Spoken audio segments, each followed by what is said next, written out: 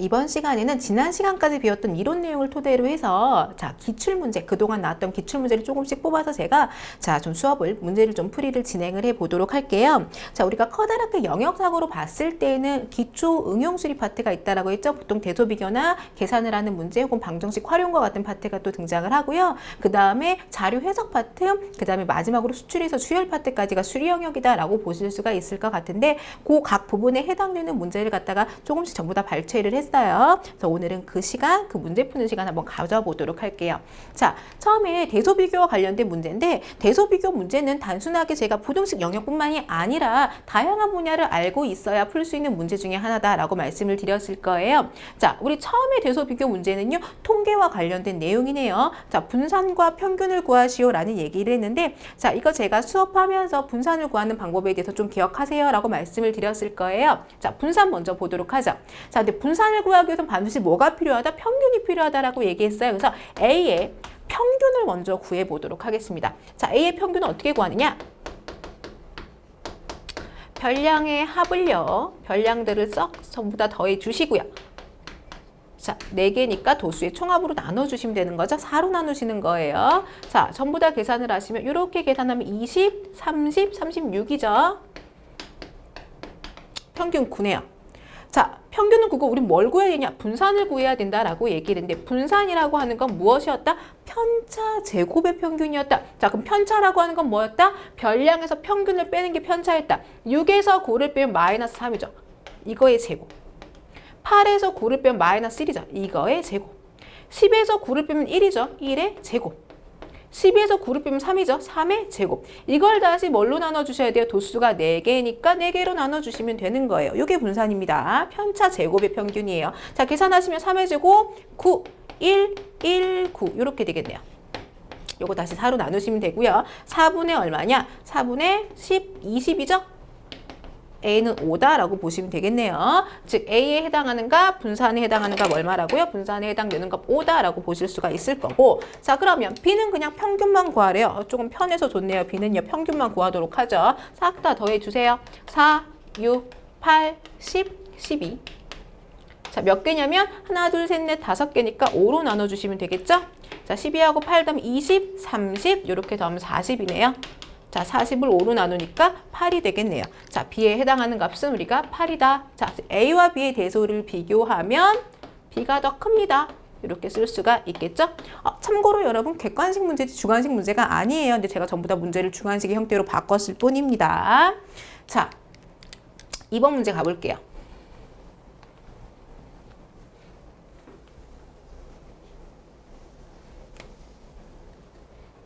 자, 사실 이번 문제가 조금 애매해요. A가 조금 애매해요. 밑변이 18cm고 높이가 5cm인 삼각형을 세로축으로 회전한 원뿔의 부피를 구하시오. 자, 원뿔이라고 하는 건 회전체의 어떤 평면 도형을 이렇게 한 바퀴 회전시켰을 때 나타나는 게 우리가 회전체다라고 얘기를 하는데 밑변이 18cm고 높이가 5래요.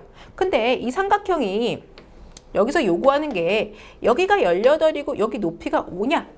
이런 삼각형이 사실 성립될 수도 있겠지만 어떤 삼각형이 성립될 수도 있냐면 이거 전체가 18이고 여기가 5예요. 높이가. 그래서 여기를 갖다 축으로 하는 원뿔을 만드셔도 되는 거죠. 그렇죠? 그러니까 사실은 그림이 안 나와 있기 때문에 조금 애매한 문제이긴 하는데 그 아래에 있는 B의 형태를 문제를 보시면 B가 자, 반지름이 5고 높이가 9인 원뿔이래요. 원뿔 이렇게 보시면 원뿔을 보시면 여기 반지름이 9고 여기 반지름이 5고 높이가 9인 원뿔이래요. 그러니까 아마도 여기에서 요구하는 건 제가 봤을 땐 두 번째 그림인 것 같아요. 왜냐하면 두 번째 그림을 갖다가 우리가 두 번째 그림을 이렇게 한 바퀴 회전을 시켰을 때 나오는 그림 자체가 어떻게 되는 거냐면 여기가 9가 되고 여기가 높이가 5니까 5가 되는 거거든요. 그래서 여기 좀 숫자가 서로 바뀌는 그림이 되는 거죠. 만약에 이 그림을 선택을 한다면. 그래서 A가 사실은 말로만 설명이 되어 있기 조금 애매한 문제이긴 한데 제가 봤을 때는 아마 두 번째 그림을 요구하는 게 아닌가 싶어요. 근데 첫 번째 형태로 문제를 풀던 두 번째 문제를 풀던 간에 대소를 비교하면 답은 동일한 형태로 나올 겁니다. 자, 그래서 저는 이 형태로 문제를 풀게요. 자, 그럼 A의 부피는 어떻게 되느냐? 자, 여러분 뿔의 부피예요. 우리가 기둥의 부피는 밑넓이 곱하기 높이라고 말씀드렸고 뿔의 부피는 거기다 얼마를 곱한다? 3분의 1을 곱한다 라고 말씀을 드렸어요. 그래서 3분의 1 곱하기 밑넓이. 자, 여기 원이죠. 원의 넓이는 파이 r 제곱, r은 반지름이고 여기서 r이 9니까 81파이. 그리고 높이 이렇게 계산해 주시면 되겠죠. 자, 계산하시면 3하고 81하고 약분이 돼요. 3, 2, 6, 3, 7에 21이죠. 27 곱하기 5가 되니까 7, 5, 35. 135파이다 이렇게 나오겠네요.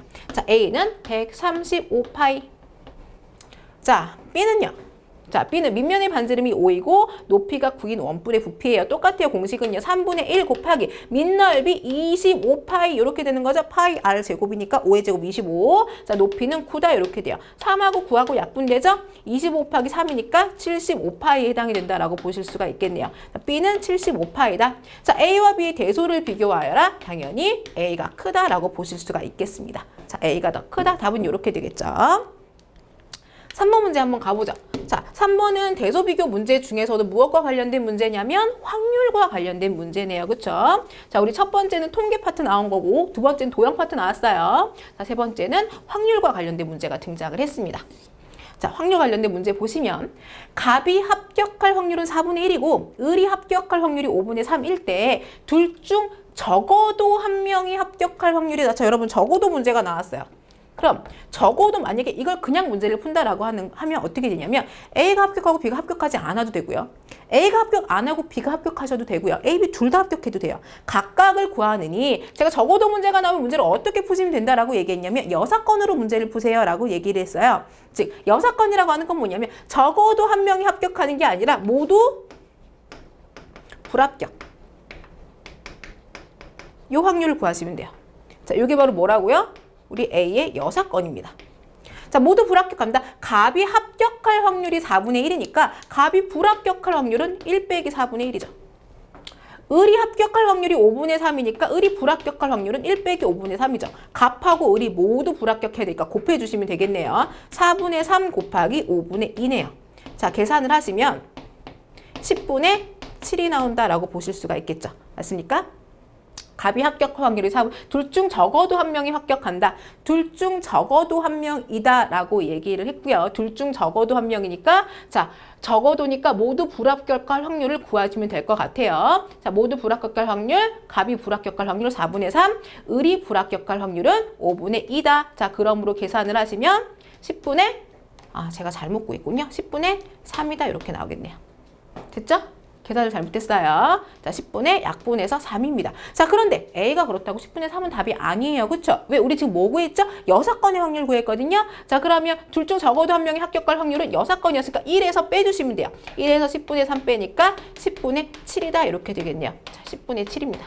그리고 B는 그냥 0.7이네요. 0.7 분수로 그냥 똑같이 10분의 7이죠? 자, A와 B의 대소를 비교하면 A와 B는 같습니다. 라고 얘기해 주실 수가 있겠네요. A와 B는 같습니다.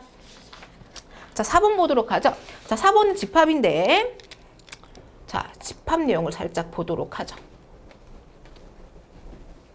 집합 X는 A, B, C, D고 집합 Y는 B, D일 때 다음 주어진 두수 A, B의 대소를 비교하여라. 단 n, x는 n 넘버의 약자예요. 앞에 n자가 붙으면 원소의 개수를 의미합니다. 자, 그림으로 표현을 좀 해볼게요. 집합 x는, 집합 y는 이렇게 되어 있는데, 자, x하고 y 공통으로 속한 녀석이 있어요. 공통으로 누가 속하냐? b하고 d가 속하죠. b하고 d가 속합니다. 자, 그리고 나머지 a하고 c가 여기 또 x에 들어가 있고, e는 y에 들어가 있네요. 자, 이게 바로 집합이에요. 자, 그랬을 때 n, y Y의 원소의 개수, 이거 전체가 Y죠. Y의 원소의 개수니까 하나, 둘, 셋. 자, 3개에 해당이 된다. 자, 이건 3개고요. X 교집합, Y 여집합이에요. 교집합이라고 하는 건 X와 공통이다. X와 누구의 공통이다? Y 여집합의 공통이다 라는 뜻인데, 자, 이 공통이다. 여집합이에요. Y의 여집합, Y가 아닌 부분. Y가 아닌 부분이니까 Y가 아닌, 여기가 Y죠. Y가 아닌 부분이 이쪽이죠. Y가 아닌 부분과 이 X와의 공통이니까 여기를 의미하는 거예요. 이 부분. A하고 C가 되는 거죠. 원소의 개수는 2개다 이렇게 되는 겁니다. 자, 그래서 A하고 B의 대소를 비교하여라. 자, A가 더 크다라고 보실 수가 있겠네요. 됐죠? 집합과 관련된 문제도 등장을 했어요. 자, 5번은요. 단순 계산 형태의 문제다라고 보시면 될 것 같아요. 자, 이런 계산 형태의 문제는 빠르게 풀어주시는 게 중요합니다. 자, 제가 기초 파트, 단순 계산 파트는 자, 시간을 단축시키는 데 좀 주력을 해 주셔야 돼요. 정확하고 빠르게. 자, 기호를 보시면 요 기호는 x제곱, 요 곱하기 뜻이에요. x제곱 y 마이너스 y, xy 제곱이고, 자, 요 기호는요, xy 제곱 플러스 x제곱 y다 라고 표현이 되어 있네요. 자, a, b의 대소를 비교하세요 라고 얘기했는데, 자, a를 먼저 계산을 해 보도록 할게요. a, 요거 먼저 계산해야겠죠. 괄호를 먼저 계산하시는 거예요. 자, 요 기호거든요. 자, 앞에 거 제곱 곱하기 뒤에 거 1의 제곱 곱하기 2 빼기 1 곱하기 2의 제곱이다. 이렇게 계산하시는 거죠. 자, 1의 제곱은 1이고요. 1 곱하기 2니까 2 빼기 2의 제곱 4죠. 1 곱하기 4니까 4 마이너스 2네요. 아직 계산 안 끝났어요. 요게 마이너스 2예요. 그럼 마이너스 2랑 색칠하고요. 2를 계산하셔야겠죠. 요 계산이죠. x 곱하기 y 제곱이니까 마이너스 2 곱하기 2의 제곱. 플러스고 x 제곱 y니까 마이너스 2의 제곱 곱하기 2다. 이렇게 되겠네요. 자, 요거 다시 계산하시면 2의 제곱 4예요. 마이너스 2 곱하기 4니까 마이너스 8이고요. 마이너스 2 전체 제곱은 플러스 4입니다. 4, 2, 8이에요. 그냥 더하기 8이에요. 답은 0입니다. 자, A는 0이에요. 자, 그럼 B를 보도록 하죠. 자, B는 역시 괄호 요거부터 계산하셔야 돼요. 자, 요죠? xy제곱 플러스 x제곱 y x, y제곱 플러스 x제곱 y였죠. x제곱 곱하기 y다. 자, 1 곱하기 2의 제곱. 2의 제곱 4니까 1 곱하기 4는 4고요. 그 다음에 1의 제곱 곱하기 2니까 그냥 2네요. 6이고요. 자, 지금 계산한 이 부분이 6이죠. 자, 나머지 계산하면 1하고 6을 계산하시면 되죠. 자, 요거는 요기요니까 x제곱 y 1의 제곱 곱하기 6 빼기 xy 제곱 1 곱하기 6의 제곱이다. 1의 제곱 곱하기 6은 그냥 6이고요. 1 곱하기 6의 제곱, 6의 제곱 36입니다. 마이너스 36이다. 이렇게 되네요. 마이너스 30이에요. B는 마이너스 30입니다. 자, 그럼 대소를 비교하면 당연히 A가 더 크다라고 보실 수가 있겠네요. 5번의 답은 A가 더 크다라고 이렇게 쓰실 수가 있어요. 자, 이제부터 응용수리 쪽으로 넘어가서 계산식을 만드는 부분을 좀 보도록 할게요.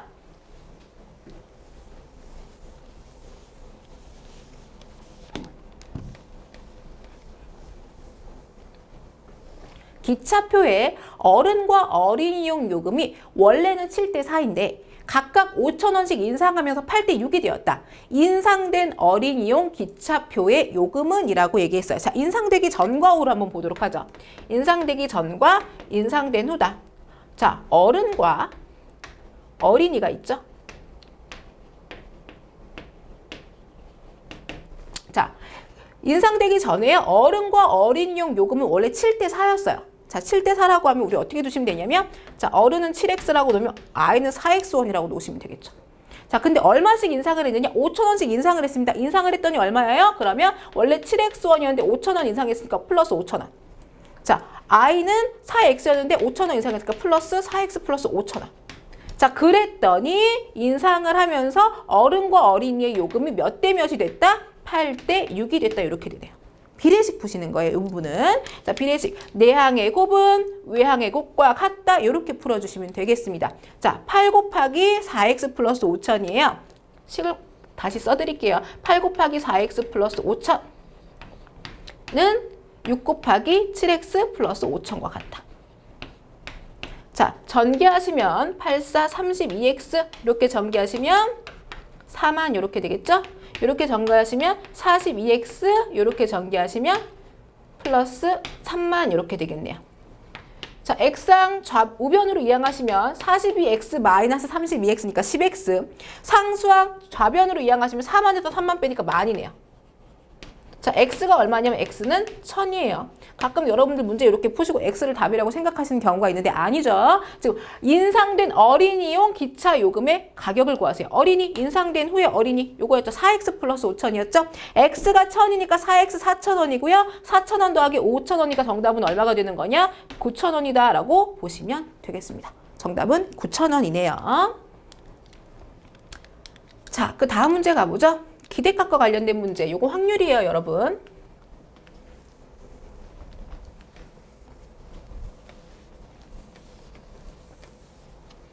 자, 1, 2, 3, 4, 5 숫자 카드가 들어있는 상자에서 한 장을 뽑아 나온 숫자 곱하기 1,000원을 주기로 하였다. 3회 시행할 경우에 기대값은 이라고 얘기했어요. 자, 우리가 첫 번째 시행을 했을 때 1이 나올 수 있는 확률은 5분의 1이죠. 2가 나올 수 있는 확률도 5분의 1이죠. 3이 나올 수 있는 확률도 5분의 1이죠. 4가 나올 수 있는 확률도 5분의 1이죠. 5가 나올 수 있는 확률도 5분의 1이에요. 자, 1회 시행을 보도록 할게요. 1회 시행을 우리가 한 회를 시행했을 때 얻을 수 있는 기대값이라고 하는 건 얼마냐? 자, 1이 나오는 경우에는 1,000원을 줘요. 그러면 1,000원을 받을 수 있는 기대값은 1,000원 곱하기 5분의 1이죠. 왜? 1이 뽑힐 확률이 5분의 1이니까. 2,000원을 받을 수 있는 기대값은 5분의 2. 3,000원이 될 수 있는 경우는 확률상으로 5분의 2가 아니죠, 여러분. 2가 뽑힐 수 있는 확률은 5개 중에서 2가 1개니까 5분의 1이고 여기도 5분의 1. 4,000원을 받을 수 있는 확률도 5분의 1. 5,000원을 받을 수 있는 확률도 5분의 1이에요. 그쵸? 자, 이거 다 계산하시면 결론은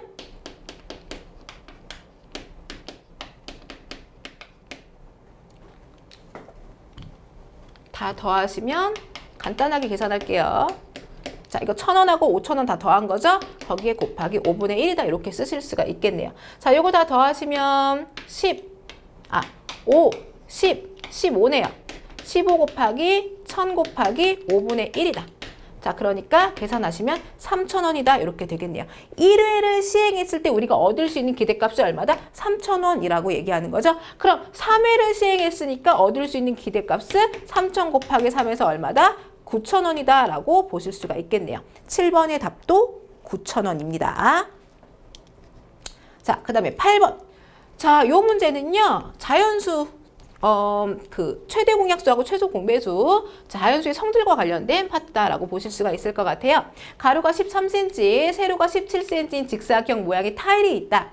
이 타일을 이용하여 정사각형 모양의 바닥을 만들 때 적어도 몇 개의 타일이 필요합니까? 라고 얘기했어요. 자, 가로가 13cm고 세로가 17cm래요. 이런 타일이 있는데 이러한 타일을 갖다 쭉 연결해서 결론은 정사각형을 만들어야 된다는 거죠. 가로하고 세로의 길이가 똑같아야 돼요. 그러면 13과 17에 무엇을 구하셔야 되느냐? 13과 17의 최소 공배수를 구하셔야 되는데 13과 17이 더 이상 공약수가 1밖에 존재하지 않는 서로소입니다. 즉 최소 공배수는 그대로 13 곱하기 17이 최소 공배수가 되는 거예요. 즉 이쪽으로는 타일을 17개 까셔야 되는 거고요. 이쪽으로는 타일을 13개 까셔야 되는 거예요. 즉 필요한 총 타일의 개수는 그냥 최소 공배수를 구하는 방법하고 동일하죠. 17 곱하기 13이다 라고 보시면 될 것 같아요. 자, 우리 17 곱하기 13 계산해 볼까요? 73, 21, 51, 7, 1이죠? 맞나요? 자, 221개네요. 221장의 타일이 필요합니다 라고 보실 수가 있겠습니다. 자, 9번 보죠.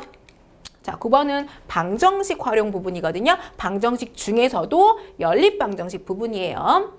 영수와 미희가 가위바위보를 해서 이기는 사람은 3점을 얻고 지는 사람은 1점을 잃게 되는 게임을 하기로 했다. 영수가 20점이고 미희가 12점일 때 미희가 이긴 횟수는 몇 번인가? 자, 사실 이 문제가 조금 더 정확하려면 조건이 붙어야 돼요. 뭐라고 조건을 붙여요? 단. 비기는 경우는 없다라고 하는 조건을 붙여주셔야 문제가 더 정확합니다. 자, 여기서 우리가 미희가 이긴 횟수를 구하라고 얘기를 했는데 이렇게 보자. 영수가 이긴 횟수를 x번이라고 놓을게요. 그리고 미희가 이긴 횟수를 y번이라고 놓죠. 그럼 여러분 진 것도 생각해야 돼요. 지면 내려가야 되니까. 영수가 이긴 건 미희가 진 거고요. 미희가 이긴 건 영수가 졌다라고 보시면 되는 거예요. 단 비기는 경우가 없다라는 전제 조건이 그래서 필요한 겁니다. 자, 그럼 우리는 식을 어떻게 세울 거냐? 영수하고 미희로 각각 식을 세우시면 돼요. 보시면 영수는 전체 20점이에요. 자, 한 번 이기면 3점을 얻고 한 번 지면 1점을 잃습니다. 자, 그럼 x번을 이겼으니까 총 얻은 점수는 3x점이고요. y번을 졌으니까 잃은 점수는 1y겠네요. 그렇죠? 그래서 토탈 얻은 점수가 몇 점? 20점. 이렇게 되는 거죠. 자, 미희 같은 경우에는 자, 한 번을 이기면 3점을 얻는데 y번을 이겼으니까 3y점을 얻었고 한 번을 지면 1점을 잃는데 x번을 졌으니까 x점을 잃었어요. 그래서 토탈 얻은 점수가 몇 점이냐면 12점이라는 거죠. 식을 이렇게 세우시면 되는 거예요. 자, 연립방정식이죠. 제가 연립방정식은 가간법 내지는 우리가 그 대입법으로 문제를 풀 수 있다라고 얘기했는데 저는 가간법으로 문제를 풀 거고요. 우리는 x하고 y 중에 뭘 구해야 되느냐? 미가 이긴 횟수를 구하고 싶어요. 다시 말해 우리는 y를 구하는 게 목적입니다. y를 구하기 때문에 저는 x를 소거할 거예요. 즉 아래에 있는 숫자에다가 3을 곱하도록 하겠습니다. 자, 위에 있는 식 그대로 쓸게요. 3x-y는 20이고요. 3 곱하면 자리 살짝 바꿔서 쓸게요. 마이너스 3x 플러스 9y는 36이다. 이렇게 되겠죠? 자리 바꿔서 썼어요, 여러분. 계산하기 편하게. 자, 두 식 더해주시면 3x 마이너스 3x 없어지시고요. 마이너스 y 플러스 9y 더하시면 플러스 8y죠. 20 더하기 36 더하시면 56이네요. 자, 양변 8로 나눠주시면 y는 7이다 이렇게 나오겠네요. 그래서 미가 이긴 횟수 몇 번입니까? 7번입니다. 이렇게 되는 거겠죠? 정답은 7입니다. 자, 10번도 마찬가지로 방정식의 활용인데요. 소금물 농도와 관련된 문제네요. 자, 소금물 농도나 거속 시의 문제가 방정식 활용 중에서는 출제가 좀 잘 되는 부분이에요.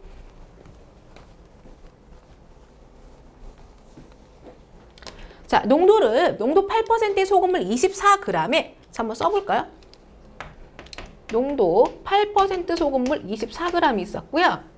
여기에 4% 소금물을 몇 그램 넣으면 몇 그램 넣어야 될지 이걸 구해야 되니까 X그램 넣었다라고 하자고요. 우리는 X를 구하는 게 목적이에요. 그랬더니 5%의 소금물이 되었다. 자, 8%랑 4% 섞어서 5% 됐거든요. 24g하고 X그램 섞어서 됐으니까 5% 소금물의 양은 24 플러스 X그램이다. 이렇게 보시면 되는 거겠죠. 자, 소금물 농도와 관련된 부분은 제가 어떻게 문제를 푼다라고 얘기했냐면 늘 똑같이 소금의 양으로 문제를 푸시면 돼요. 좌변에 들어있는 소금의 양과 우변에 들어있는 소금의 양은 변하지가 않습니다. 즉 8% 24g에 들어있는 소금의 양과 4% Xg에 들어있는 소금의 양을 더했을 때 5% 24 플러스 Xg에 들어있는 소금의 양과 어떻다? 같아야죠. 중간에 소금이 사라지진 않으니까. 자, 그럼 소금의 양은 어떻게 구했습니까? 소금의 양은 소금물의 양 곱하기 100분의 농도였어요. 소금물의 양 곱하기 100분의 농도고요. 소금물의 양 24 플러스 X죠? 곱하기 100분의 농도 5입니다. 자, 계산하기 편하게 양변에 100을 싹 곱해 주실게요. 자, 그럼 24 곱하기 8 계산하면 되겠죠? 8, 4, 32고요.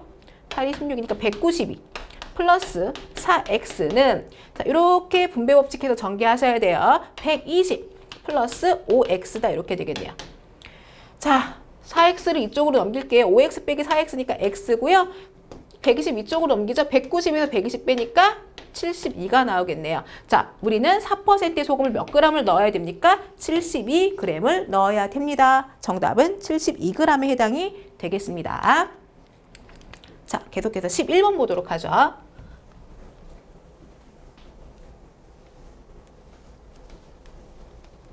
가로의 길이가 세로의 길이보다 Acm 더 긴 직사각형이 있다.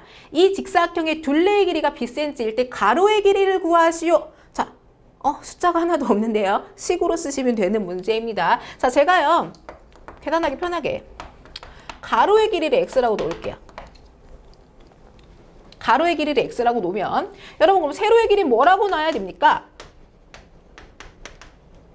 문제 잘 읽어보시면 가로의 길이가 세로의 길이보다 Acm 더 길어요. 그럼 거꾸로 세로의 길이는 가로의 길이보다 Acm가 더 작겠죠. X-Acm가 되는 거겠죠. 자, 식은 뭘로 식을 세워주실 거냐? 둘레의 길이로 식을 세워주실 겁니다. 자, 둘레의 길이는 어떻게 구하냐? 우리 둘레의 길이라고 하는 건 직사각형 가로 더하기 세로 곱하기 2가 둘레의 길이죠. 그쵸? 자, 가로가 X고요. 세로는 X-A예요. 곱하기 얼마? 2. 요게 둘레의 길이 D와 같다. 이렇게 써주시면 되는 거겠죠? 자, 우리는 뭐를 구하는 게 목적이다? 가로의 길이 X를 구하는 게 목적이에요. 그쵸? 계산 한번 해줄게요. X하기 X는 2X죠?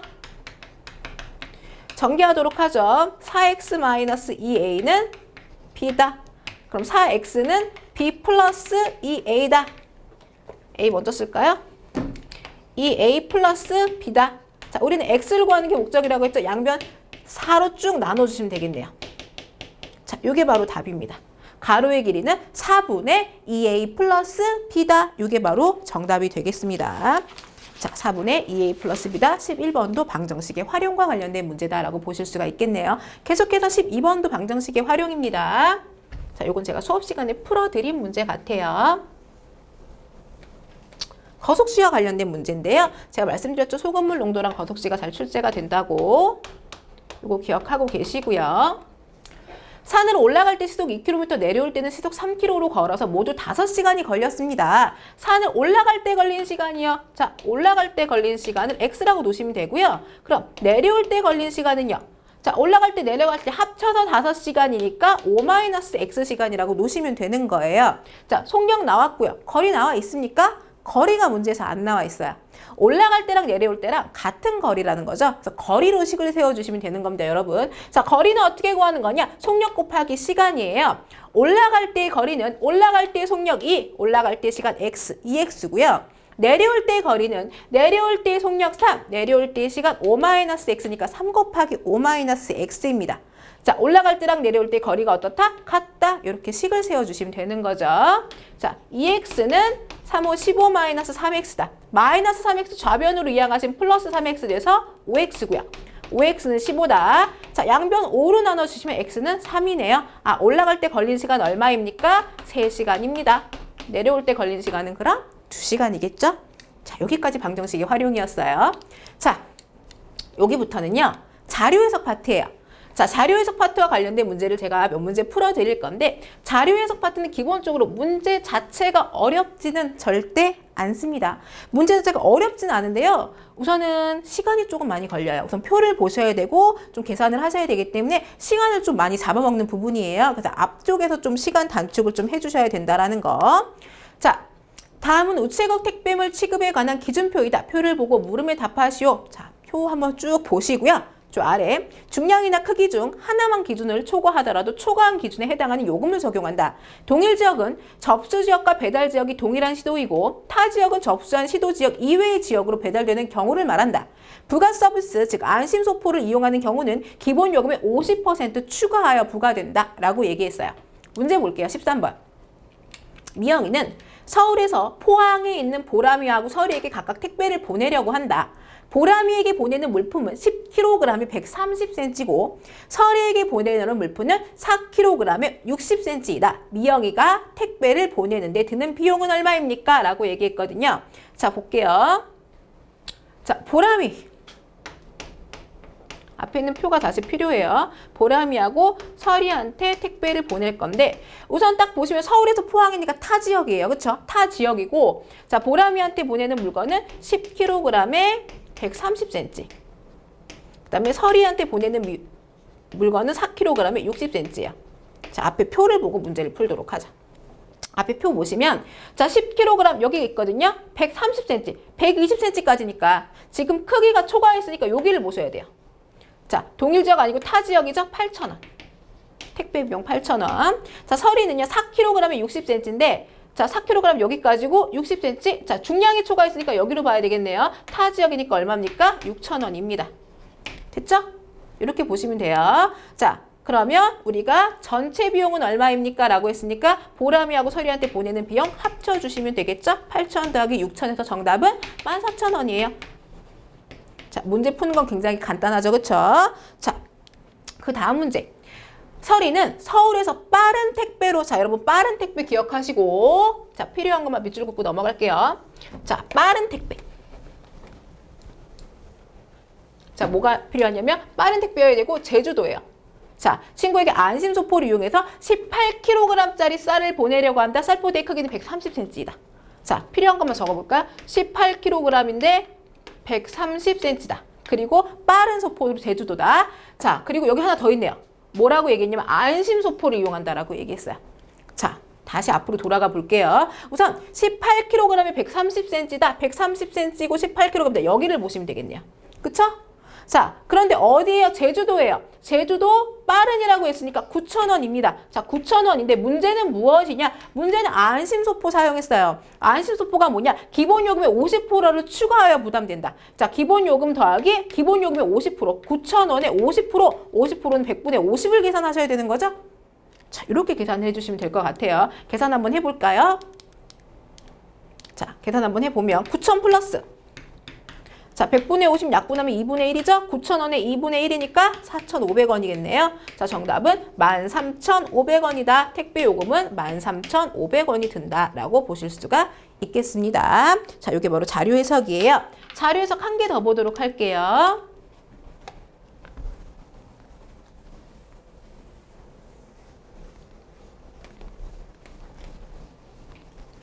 자, 여기 자료 해석 조금 더 귀찮아요. 자, 다음은 2011년 4월 매출 현황 보고서이다. 이를 보고 물음에 답하시오. 단위는 1,000원이에요.